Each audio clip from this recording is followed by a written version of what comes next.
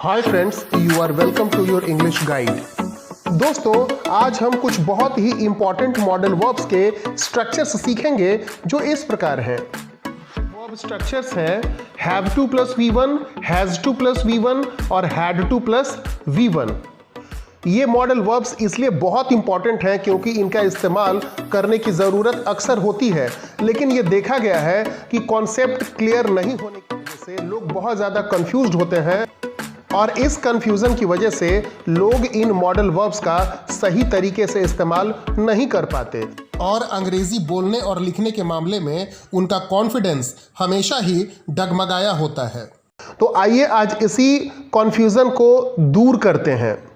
आप हमारे इस वीडियो को बहुत ध्यान से देखिएगा, शुरू से अंत तक देखिएगा और आपसे ये रिक्वेस्ट है कि आप हमारे इस चैनल को सब्सक्राइब करना और लाइक करना बिल्कुल मत भूलिएगा।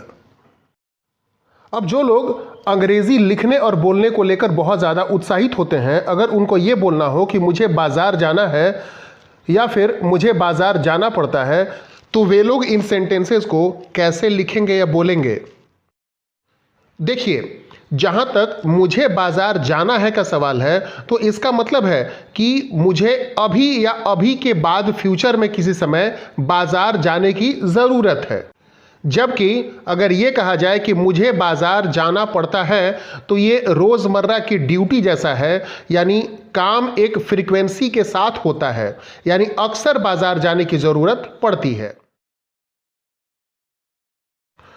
देखिए, बाज़ार जाना है और बाज़ार जाना पड़ता है, दोनों का ही अर्थ अलग अलग है, लेकिन सबसे इम्पॉर्टेंट और गौर करने वाली बात यह है कि दोनों ही सेंटेंसेस एक ही वर्ब स्ट्रक्चर से बनेंगे और ये वर्ब स्ट्रक्चर होगा हैव या has plus to plus V1।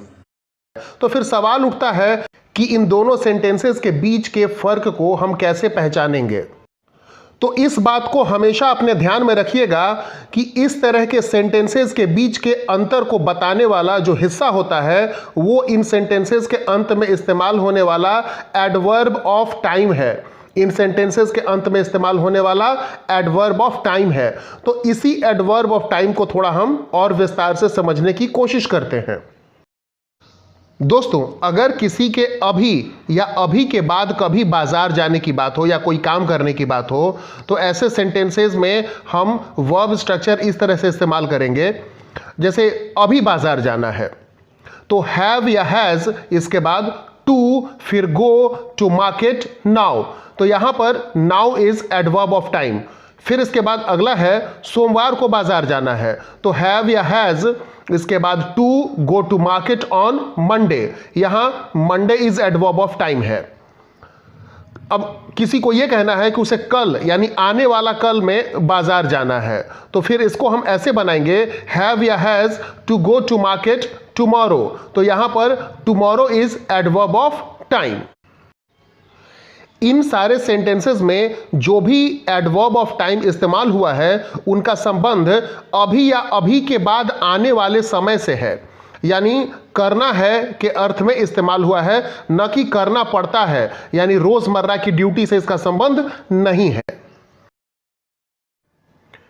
अगर एडवर्ब ऑफ टाइम से काम की फ्रीक्वेंसी का पता चले, जैसे अक्सर यानी यूजुअली, रोज, डेली, कभी कभार, वंस इन अ वाइल, हर सोमवार को, एवरी मंडे, हर महीने, एवरी मंथ, हर सप्ताह, एवरी वीक, तो इसका मतलब है कि यहां सेंटेंस काम करना पड़ता है के अर्थ में प्रयोग हो रहा है और काम का संबंध किसी ड्यूटी से है जो रोज करना पड़ता है या एक सर्टेन इंटरवल या फ्रीक्वेंसी के साथ करना पड़ता है। अब आइए इसे हम कुछ एग्जाम्पल्स की मदद से समझते हैं। देखिए, पहला सेंटेंस है मुझे रोज सवेरे जल्दी घर से निकलना पड़ता है। I have to leave home early every morning. देखिए, इसमें every morning adverb of time है और वो फ्रीक्वेंसी का बोध करा रहा है। सुधीर को हर सप्ताह यहाँ आना पड़ता है। इसका मतलब ये हुआ कि सुधीर की ये ड्यूटी एक तरह से है हर सप्ताह यहाँ आने की। Sudhir has to come here every week. तो यहाँ every week adverb of time है। दोस्तों यहाँ एक बहुत इंपॉर्टेंट चीज़ है जिसे समझ लेना बहुत ज़रूरी है कि हम सेंटेंस में कब हैव टू का प्रयोग करेंगे और कब हैज़ टू का प्रयोग करेंगे। तो देखिए, जब सेंटेंस का subject third person singular number में हो तो उसके साथ हम हैज़ टू का प्रयोग करते हैं। थर्ड पर्सन सिंगुलर नंबर का सब्जेक्ट क्या होता है ये आपके लिए यहाँ डिटेल में बताया गया है। जैसे ऑल सिंगुलर नेम्स जैसे Ram, Mohan, Ganga, all singular common nouns जैसे डॉग, काऊ, रिवर, सिटी, सारे अनकाउंटेबल नाउन्स जैसे मिल्क, ऑयल, राइस एटसेट्रा, और आखिर में 5 प्रोनाउंस जैसे ही, शी, इट, दिस और दैट। और आइए दोस्तों, अब हम जान लेते हैं कि हैव टू का प्रयोग हम कब करेंगे। तो हैव टू का प्रयोग तब करेंगे जब subject third person singular number को छोड़कर बाकी कुछ भी हो, जैसे आई, वी, यू और एनी प्लूरल नाउन, इनके साथ हम हैव टू का प्रयोग करेंगे। तो आइए इसे कुछ एग्जाम्पल्स के जरिए हम समझने की कोशिश करते हैं। जैसे मुझे रोज सुबह जल्दी जागना पड़ता है। I have to wake up early every morning. मुझे कल सुबह जल्दी जागना है। I have to wake up early tomorrow in the morning. दोनों सेंटेंसेस का अर्थ का अंतर सिर्फ रोज सुबह और कल सुबह से पता चलता है। साथ ही साथ दोनों का subject first person singular number है, तो इनके साथ हम हैव टू का प्रयोग करेंगे क्योंकि ये थर्ड पर्सन सिंगुलर नंबर नहीं है। थर्ड पर्सन सिंगुलर नंबर होता तो उसके साथ हम हैज टू का प्रयोग करते। यहाँ हमारे सामने कुछ और सेंटेंसेस हैं, जैसे राकेश को यह काम हर महीने करना पड़ता है। Rakesh has to do this work every month. Sunita को यह काम अगले सोमवार को करना है। Sunita has to do this work next month. मुझे हर रोज़ मंदिर जाना पड़ता है। I have to go to temple every day. Rohit को कल मंदिर जाना है। Rohit has to go to temple tomorrow. अब इन सारे सेंटेंसेस में राकेश को यह काम हर महीने करना पड़ता है, ये एक फ्रीक्वेंसी के साथ, एक ड्यूटी के साथ उसे करना पड़ता है। जबकि सुनीता को यह काम अगले सोमवार को करना है, इसका मतलब फ्यूचर में किसी समय एक बार ये काम करने की उसे आवश्यकता है। इसी तरह से मुझे हर रोज़ मंदिर जाना पड़ता है। I have to go to temple every day. इसमें ये एक फ्रीक्वेंसी के साथ, ड्यूटी के साथ ये काम करना पड़ता है। जबकि रोहित को कल मंदिर जाना है, तो इसका मतलब हुआ कि सिर्फ उसे एक बार कल मंदिर जाने की ज़रूरत है। मनीष को उनसे हर सोमवार को मिलना पड़ता है, यानी ये मनीष का एक ड्यूटी है या एक तरह का कंपल्शन है कि उसे हर सोमवार को बार बार मिलना पड़ता है। Manish has to meet him every Monday. जबकि मनीष को उनसे सोमवार को मिलना है तो सिर्फ एक बार आने वाले सोमवार को मिलना है। Manish has to meet him on Monday. Every, next के आगे एक बात ध्यान रखिएगा कि हम कोई प्रीपोजिशन का यूज़ नहीं करते हैं। दोस्तों, subject plus have has plus to plus V1 वाले सेंटेंस का नेगेटिव और इंटेरोगेटिव वाक्य हम कैसे बनाते हैं, अब हम ये सीखेंगे। फ्रेंड्स, किसी भी अंग्रेजी सेंटेंस का नेगेटिव या इंटेरोगेटिव बनाने के लिए वर्ब में छुपे ऑक्सिलरी वर्ब या हेल्पिंग वर्ब को पहचानना बहुत ज़रूरी होता है। याद रखिए, हैव में ऑक्सिलरी वर्ब या हेल्पिंग वर्ब डू छुपा होता है, जिसे बाहर निकालकर हम नेगेटिव या इंटेरोगेटिव बना सकते हैं। जैसे ये रहे कुछ examples. You have to meet me, तुम्हें मुझसे मिलना है।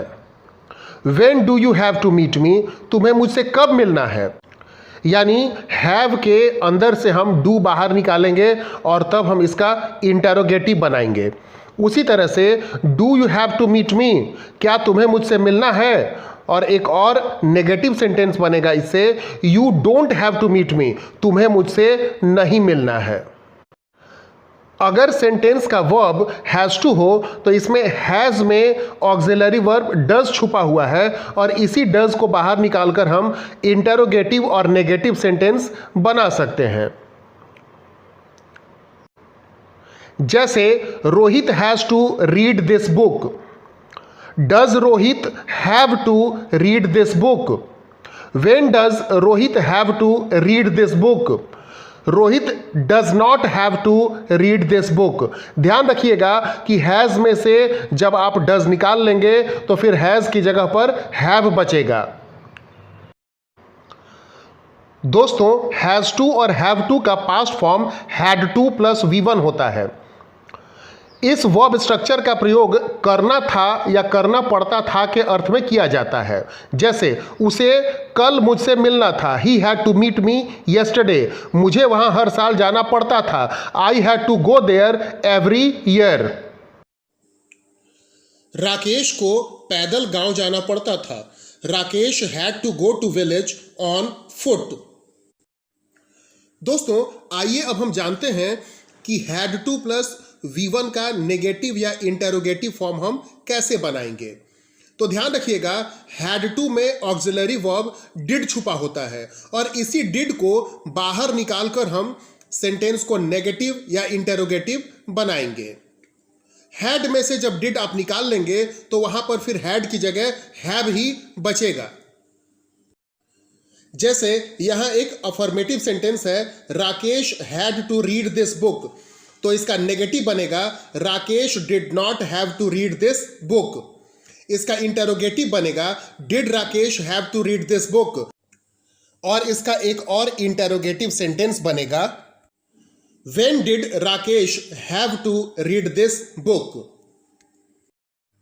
तो दोस्तों, अभी तक हम लोगों ने has to plus V1, have to plus V1 और हैड टू प्लस V1 से संबंधित काफ़ी कुछ चीज़ों को सीख लिया है।